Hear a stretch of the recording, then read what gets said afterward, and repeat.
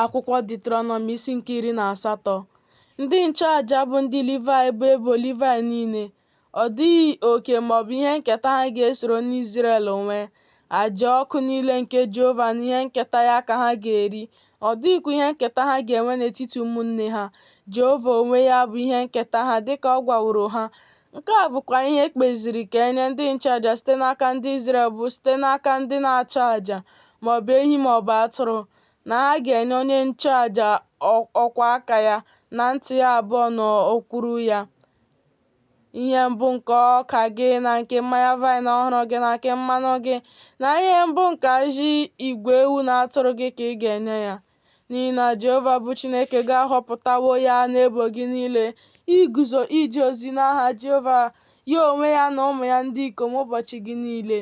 Mgbe onye Livayị ga-abịa site n'otu n'ime ọnụ ụzọ ámá gị niile site n'Izrel niile ebe ya onwe ya nọ dịka ọbịa, o wee were agụụ niile na-agụ mkpụrụ obi ya bịaruo ebe ahụ nke Jehova ga-ahọpụta, ọ ga-ejekwa ozi n'aha Jehova bụ Chineke ya, dịka ụmụnne ya niile bụ ndị Livayị ndị na-eguzo n'ebe ahụ n'ihu Jehova.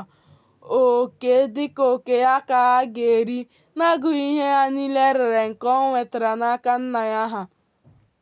Mgbe gị onwe gị na-aba n'ala nke Jehova bụ Chineke gị na-enye gị, amụtala ime dịka ihe arụ niile nke mba ahụ niile si dị.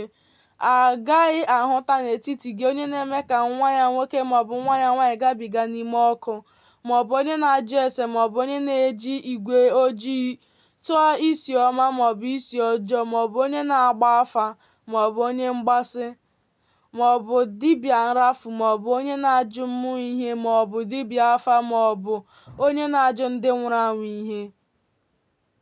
N'ihi na ihe arụ nke Jehova ka onye ọbụla nke na-eme ihe ndị a bụ. Ọ bụkwa n'ihi ihe arụ ndị a ka Jehova bụ Chineke gị na-anapụ ha ala ha n'ihu gị.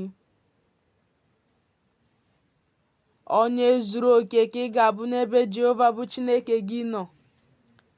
N'ihi na mba ndị a nke gị onwe gị na-enweta na-ege ntị ndị na-eji igwe ojii tụọ isi ọma maọbụ isi ọjọọ, na ndị na-ajụ ase, ma gị onwe gị, ọ bụghị otu a ka Jehova bụ Chineke gị nyeworo gị.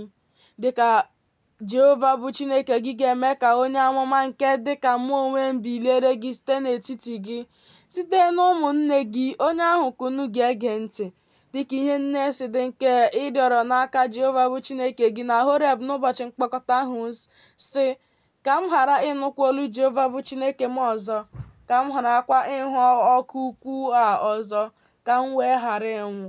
Jehova wee sị m, ha ekwuwo nke ọma okwu nke ha kwuworo.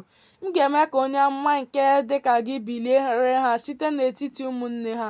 M ga-etinyekwa okwu m niile n'ọnụ ya. Ọ ga-agwakwa ha okwu niile nke m ga-enye ya n'iwu. Ọ ga-erukwa na nwoke ọbụla nke na-agaghị ege ntị okwu m niile nke ọ ga-ekwu n'aha m, onwe m ga-ajụta ya n'aka ya. Ma onye amụma nke ga-ewere nganga kwuo okwu n'aha m nke m na-enyeghị ya n'iwu, maọbụ nke ga-ekwu n'aha chi dị iche iche ọzọ, onye amụma ahụ ga-anwụkwa. Mgbe ị ga-asị n'obi gị, anyị ga-esi aṅaa mụrụ okwu ahụ nke Jehova na-ekwughị, okwu nke onye amụma na-ekwu n'aha Jehova, ma okwu ahụ emeghị, o reghịkwa. Nke ahụ bụ okwu nke Jehova na-ekwughị, na nganga ka onye amụma ahụ kwuworo ya. Atụla ụjọ ya.